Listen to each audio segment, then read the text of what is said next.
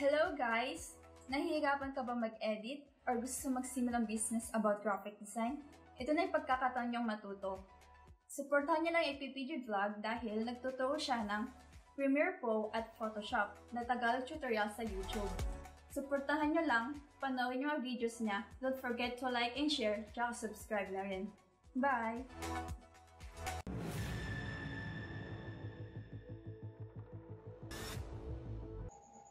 Hello guys, once again this is APPG Vlog, the Tagalog tutorials of Photoshop and Adobe Premiere Pro. So guys, ngayong gabi ay mayroon na naman po akong isa na namang ibabahagi sa inyo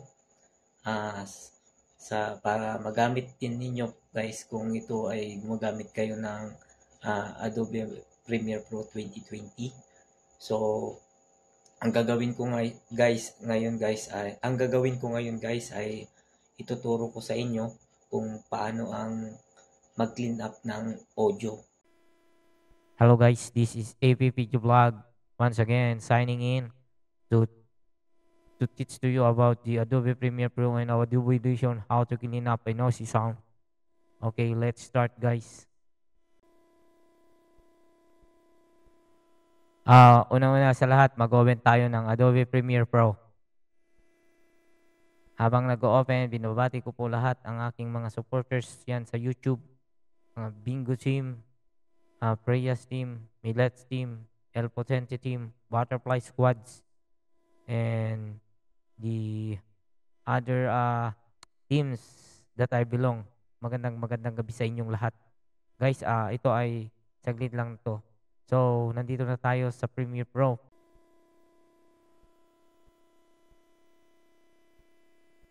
So, na-open na natin itong project ng Premiere Pro. So, mayroon na tayo nakasave dito na noise reduction. Tignan na lang natin kasi hindi ko na ituloy nung una.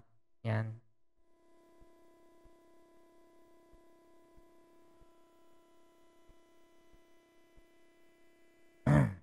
So, nandito na tayo guys sa loob ng workstation or workplace ko. So, ang gagawin natin guys ay new sequence tayo.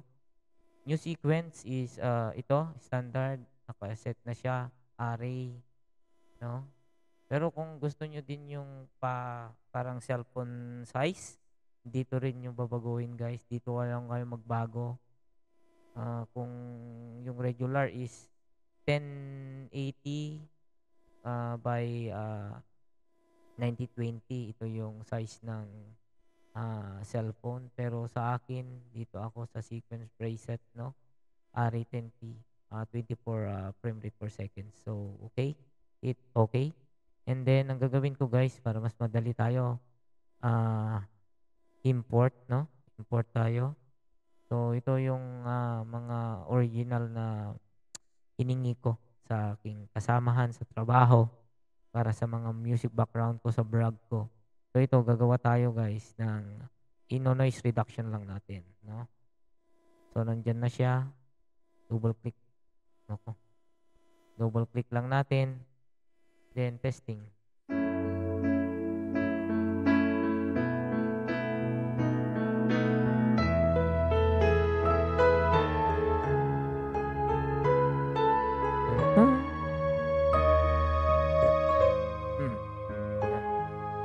So, ang gagawin natin guys, hihilain natin dito sa timeline. Yan, para gagawin natin itong example para kung paano mag-noise reduction. So, keep existing settings. So, ito i-hit natin. Enter. And then, bakit ang liit? So, kung gusto natin nila palagiin, scale to frame size. Yan. So, cellphone kasi ito kinuha guys. So, ganyan yung size niya. Pero kung gusto mo din na gandahan, ginagawa ko dito guys, Alt, and then drag mo. Alt, and then left click doon sa mouse, and then drag paakyat para magdodoble siya. No? Ulitin natin, undo. Press ko yung Alt, and then yung left click ng mouse ko, and then drag ko taas para madoble. So, ginagawa ko dito guys, nag-Gaussian blur ako. Pupunta tayo dito sa may effect, dito sa may project, no? Effect, and then Gaussian blur. So, Gaussian blur, ilalapat ko dito sa mask pinakababa, no? Dito sa pinaka main base tayo sa video. Gaussian blur, punta ako dun sa effect. And then, ginagawa ko dito, ini-scale ko siya. Yan, dodoble siya, no? So, pangit naman na ganyan. So, ang ginagawa ko dito, kaya nga yung purpose ng Gaussian blur, nandito siya, i-blur ko siya. Yan, ganyan, gagamit ng Gaussian blur. Ito, isang tools to, effect. Sa effect, no? So, ganyan. Diba? So, kaya nakikita nyo, gaganyan siya. Yan, no? So, yan guys, i-render natin para mas maganda pa yung output ng outcome ng video clip. So, yan lang guys. Habang nagre-render siya, ay binababati ko lahat ng aking mga kasaman sa YouTube, yung Bingo Team ulit, yung Prias Group, Millet Group, yan, si Motovlog, sila Sir Rydon, sila Sir Ma'am Yancy, the sponsor of my salamin guys. Yan, nagpapasalamat ako sa kanya and other friends from YouTube. Hindi ko na kayo maisa-isa guys.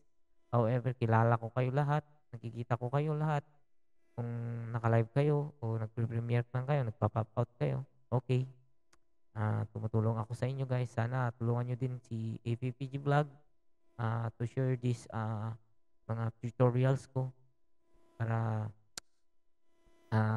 angat din tayo. And tulungan tayo lahat guys. And ganun din guys na salamat sa lahat talaga mga sumusuporta kay APPG Vlog. Just share and like my videos kung nagustuhan nyo guys. Huwag nyo din i-skip yung mga ads niya. Malaking tulong na rin sa akin yon, kahit pa piso-piso lang. Okay na yon. Basta mayroon, biyaya na yan. So yun lang. So matagal mag-renders guys. So ano kayang nangyari? Kanina pa ito nagluluko. So cancel lang muna natin. So ang gagawin natin, play natin.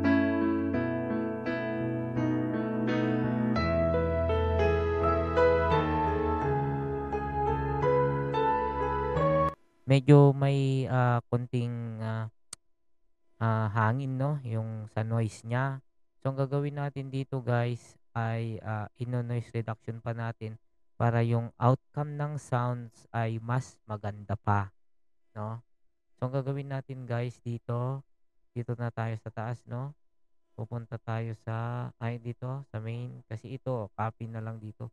So, dapat itong dalawa makikita, no? Kasi kasama yung audio. Ito, wala na siya. Hindi na siya nasi-select dito. So, dito tayo sa baba. So, click and then edit clip in Audition. So, make sure guys, kung mayroon kayong Adobe Premiere Pro 2020, dapat mayroon din kayong naka-install na edit clip in Adobe Audition. Yung Adobe Audition ng 2020 din para mag-compatible po sila. Yan. Open natin. So, lalabas automatic yung Adobe Edition. And then, nandito na yung sounds. So, testing. Yun pa rin guys, no? So, mayroon siyang noisy background at saka ayusin natin ng pino yung tugtog.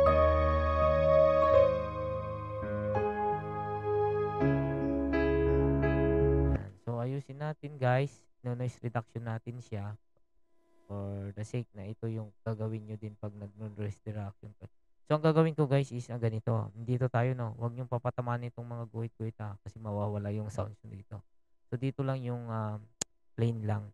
So, ang gagawin ko guys dito is yung Alt and then, Alt. Sorry.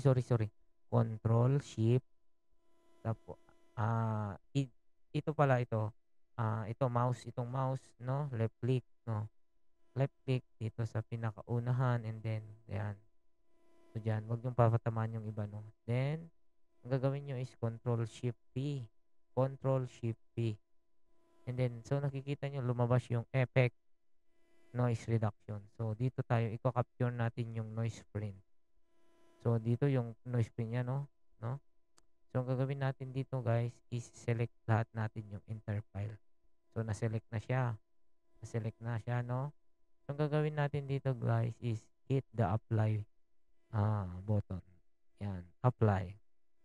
So, para ma-make sure natin, uulitin natin yung process na yon. guys. Control, Shift, P.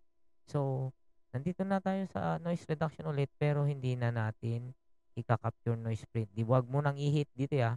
Dito ka na lang diretso sa apply. Okay. And then, testing. Diba? Yung maayos.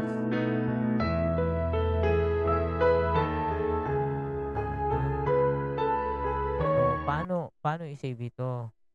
So, gagawin natin guys, i-save natin. Once na-cleanse mo itong Adobe Audition, automatic, yes, no? Nag-save na yan. So, try natin guys. So, nagbago yung, tingnan natin, no? Nagbago na siya. Yan. So, yung audio niya, nagbago na siya, no? Yan.